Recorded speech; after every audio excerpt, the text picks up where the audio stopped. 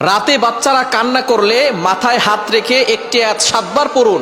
আল্লাহ পাক রব্বুল আলামিন ওই বাচ্চাকে সুস্থ করে দিবেন, বাচ্চার কান্নাকাটি করবে না। বর্তমানে ম্যাক্সিমাম জায়গায় সমস্যা হচ্ছে যে রাতে বাচ্চারা কান্নাকাটি করে, অনেক বাচ্চারা অসুস্থ হয়ে যায়, আস্তে আস্তে কোনো খাবার খায় না, আস্তে আস্তে শুকিয়ে যায়। এরকম হয় কি হয় না? অনেক বাচ্চাদের এরকম হয়।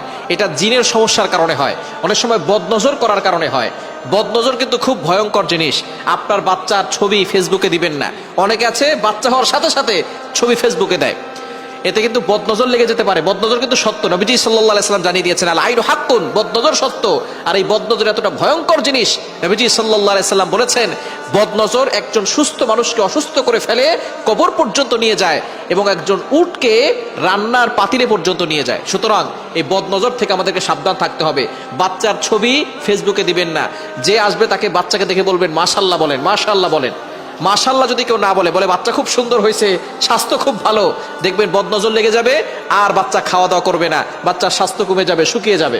সুতরাং এরকম যদি আপনি মা হয়ে আপনার সন্তানকে দেখতে না চান, তাহলে আপনি অবশ্যই আপনার বাচ্চাকে যে দেখতে আসবে তাকে মাশাআল্লাহ বলতে বলবেন।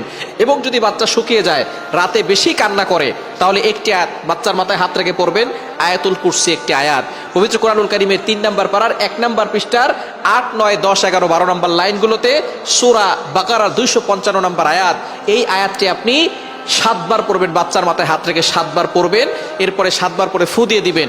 দেখবেন বাচ্চার কান্নাকাটি বন্ধ হয়ে গেছে এবং বাচ্চার বদনজর লাগলে সেই বদনজর কেটে যাবে। তার যদি কোনো জিনের আক্রমণ থাকে, জিনের আসর থাকে, সেটা কেটে যাবে এবং আস্তে আস্তে বাচ্চা সুস্থ হবে ইনশাআল্লাহ। এই আমল করে যদি আপনি কার্যকর পেতে চান, তাহলে কিন্তু আপনাকে নামাজ পড়তে হবে। নামাজ না পড়ে কোনো আমলে কাজ হবে না। অনেক মায়েরা আছেন বাচ্চা হওয়ার পরে তারা নামাজ পড়তে চান না, বলে বাচ্চা পেশাব করে, কাপড় নষ্ট হয়ে যায়, নামাজ পড়ার সুযোগ পাই না। আপনি নামাজ অবশ্যই পড়বেন। বাচ্চাকে কারো কাছে দিয়ে নামাজের সময় হলে আপনি একটা নামাজের জন্য আলাদা কাপড় রাখবেন। বাচ্চারা পেশাব করবেই, জামা কাপড় ভিজবেই। আমাদের ঘরে বাচ্চা আছে, আমরা তো জানি জামা কাপড় ভিজে যায়।